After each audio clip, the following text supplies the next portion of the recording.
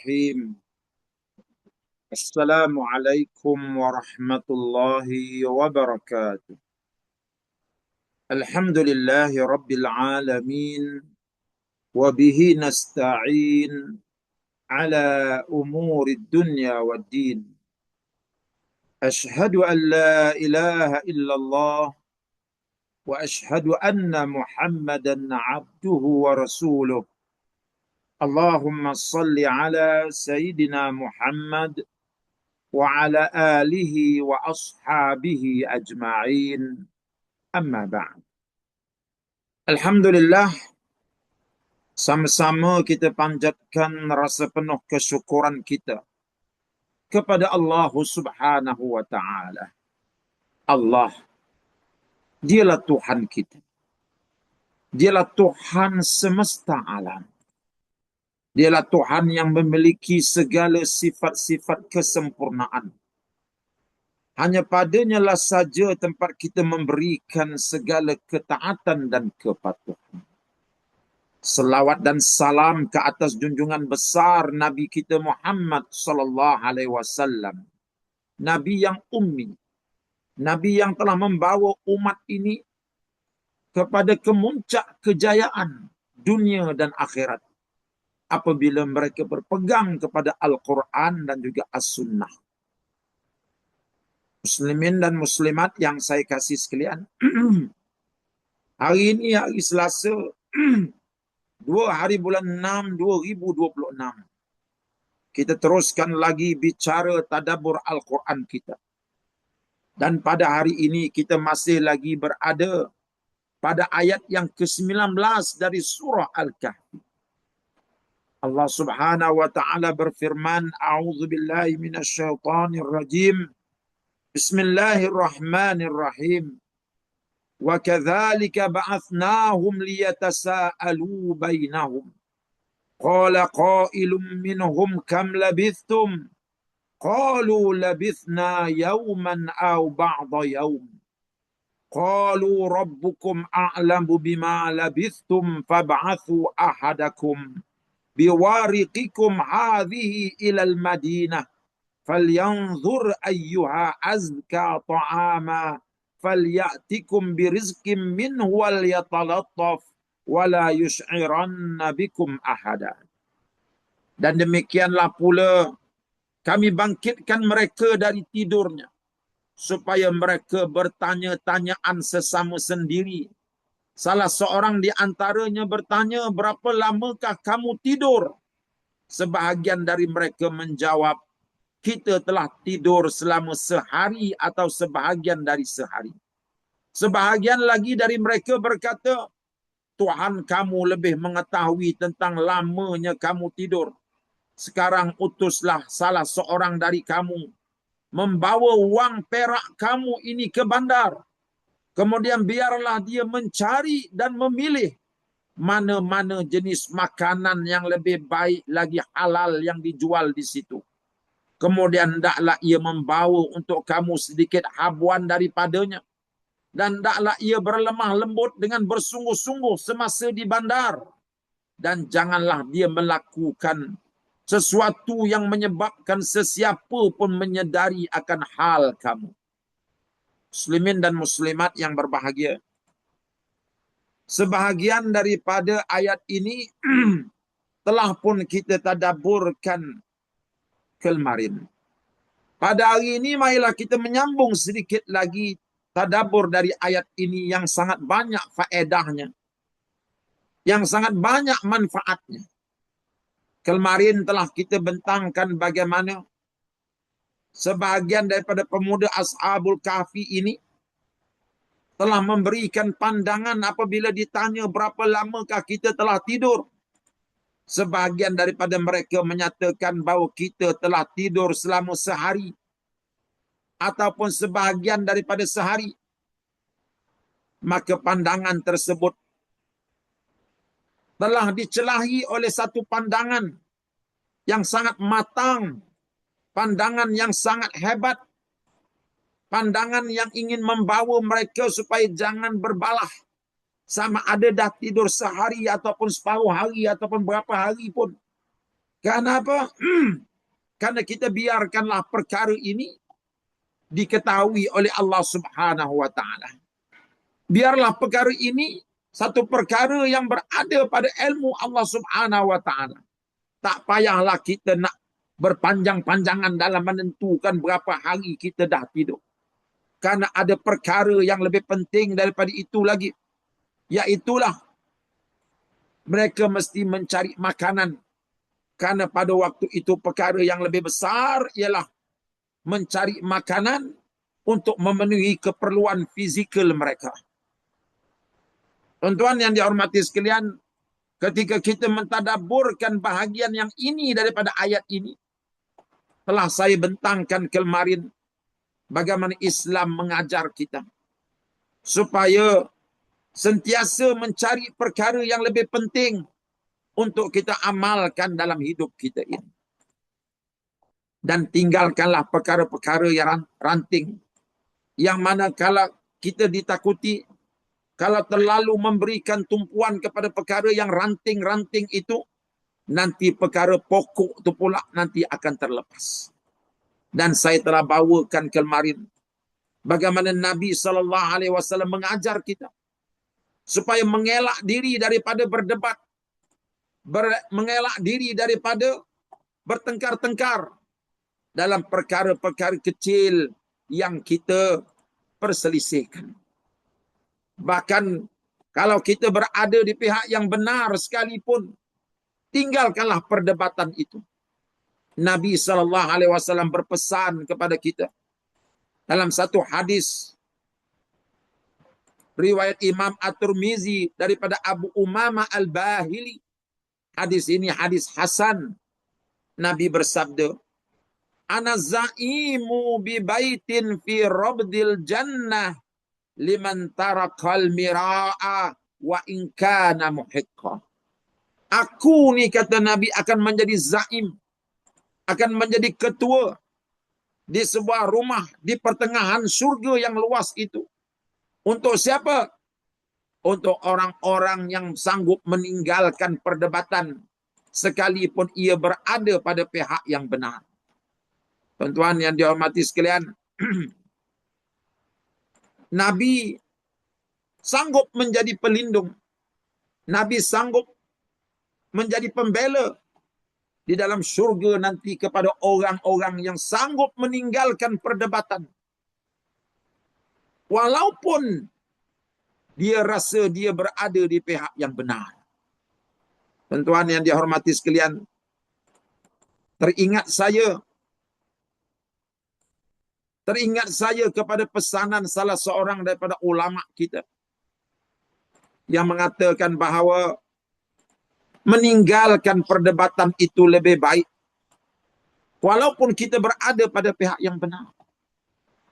Kata Syekh Saleh bin Abdul Aziz Al-Syekh, berkata dia, ya, anna Nabi sallallahu alaihi wasallam takaffala liman tarakal mira' wa in kana muhiqqan bi baitin fil jannah. Nabi sallallahu alaihi wasallam sanggup menjadi penjamin kepada orang yang sanggup meninggalkan perdebatan sekalipun dia berada pada pihak yang benar. Mengapa? Li'annal mira' ahyanan wa anta tumari ya'tikal haq. Lakin taghlibuka nafsuka lintisari li nafsika la lil haq. Kata guru kita ini, perdebatan itu kadang-kadang kita berada pada pihak yang benar. Kita rasa kita berada di pihak yang benar dan kita debatkan dia, dan akhir sekali kebenaran yang kita bawa itu menang. Dan ketika itulah akan datang satu perasaan dalam diri kamu bahawa yang menang itu ialah diri kamu, bukan kebenaran itu yang menang. Inilah tipu daya syaitan. Mula-mula kita berdebat, kita rasakan bahawa kita nak menegakkan kebenaran. Kita rasa kita nak menegakkan kebenaran. Tetapi akhirnya bila perdebatan itu berlaku, maka akan datang rasa-rasa yang lain.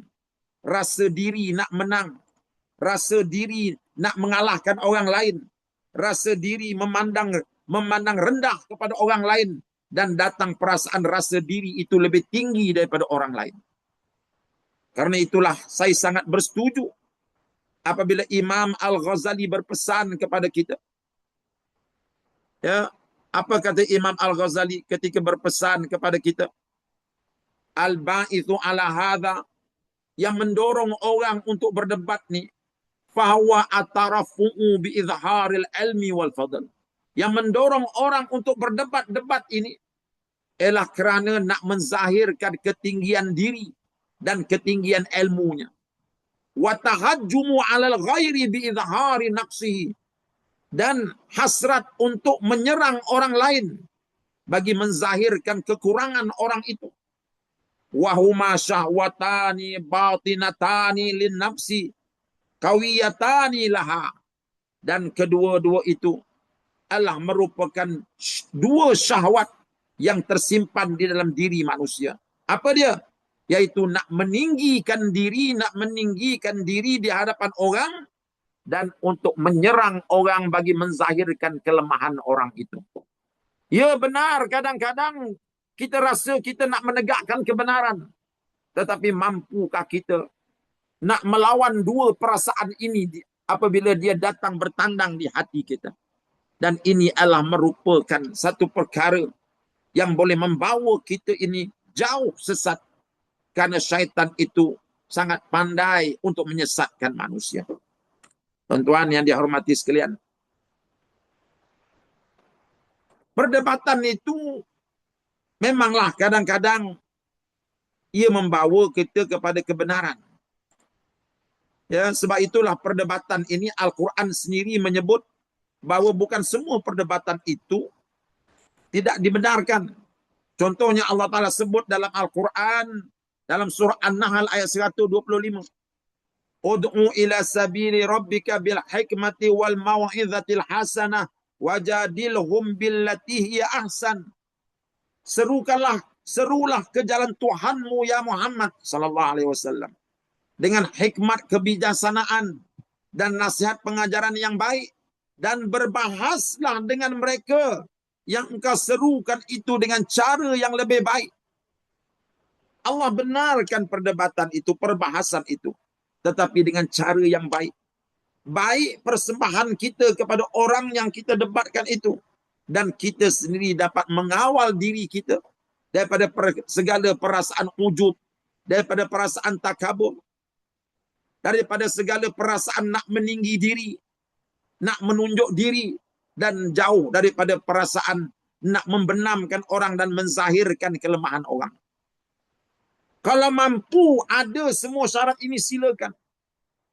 Tetapi bagi yang tidak mampu, jauhilah perkara ini. Sebab itulah tuan-tuan yang dihormati sekalian, para aulia, para solihin selalu berpesan kepada kita. Umpamanya Ma'ruf Al-Qarhi rahimahullah ta'ala berpesan, Inna Allah azza wa jalla idha arada bi'abdihi khaira fataha lahu baba amal wa aghlaqa anhu babal jidal.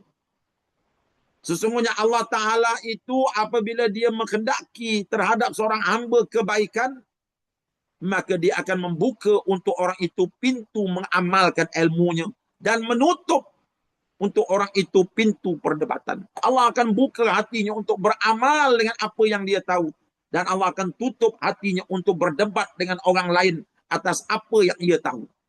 Itu tanda orang itu Allah nak buka pintu kebaikan kepada dia. Wa idza arada bi 'abdihi syarra, apabila Allah Ta'ala menghendaki keburukan dan kejahatan terhadap seseorang, fataha alaihi baba jidal, Allah Ta'ala akan buka untuk orang itu pintu perdebatan. Suka sangat nak berdebat, Allah buka pintu hati dia untuk itu. Wa aghlaqa anhu babal amal, dan Allah tutup untuk orang ini pintu beramal. Akhir sekali hidupnya disibukkan dengan berdebat dengan orang itu dan orang ini. Kononnya di atas jalan, di atas nama nak menzahirkan kebenaran, tetapi akhirnya syaitan bawa dia jauh. Hidupnya hanya sibuk untuk berdebat, untuk berbahas. Adapun dari segi amalannya sangat jauh Sangat jauh daripada amalan. Orang ini sudah tertipu. Teringat saya tuan-tuan yang dihormati sekalian, Imam Malik bin Anas rahimahullah ta'ala pernah berpesan, Laisa hadzal jidal minad din fi syai'. Tiadalah perdebatan itu sesuatu daripada agama. Berdebat ini, kata Imam Malik, dia bukan daripada ajaran agama kita. Maksudnya, perdebatan yang akhir sekali membawa kepada keburukan. Kita nak menzahirkan kebaikan agama. Kadang-kadang bila perdebatan ini selalu dilakukan akhir sekali, bukan untuk menzahirkan kehebatan Islam, tetapi untuk menzahirkan kehebatan mazhab yang ia anuti. Kita nak menzahirkan kehebatan Islam. Akhir sekali perdebatan-perdebatan itu menatijahkan menzahirkan kehebatan mazhab yang ia anuti. Kehebatan ideologi yang ia anuti. Kehebatan pandangan yang ia anuti. Akhir sekali Islam tenggelam tanpa dia sedari. Kenapa? Karena hasil daripada perdebatan itu lahirlah dengki-mendengki antara sesama mereka. Lahirlah rendah-merendah antara sesama mereka. Lahirlah akhirnya sangkaan jahat, sangkaan buruk terhadap sesama mereka. Ini menatijahkan perkara yang tidak baik.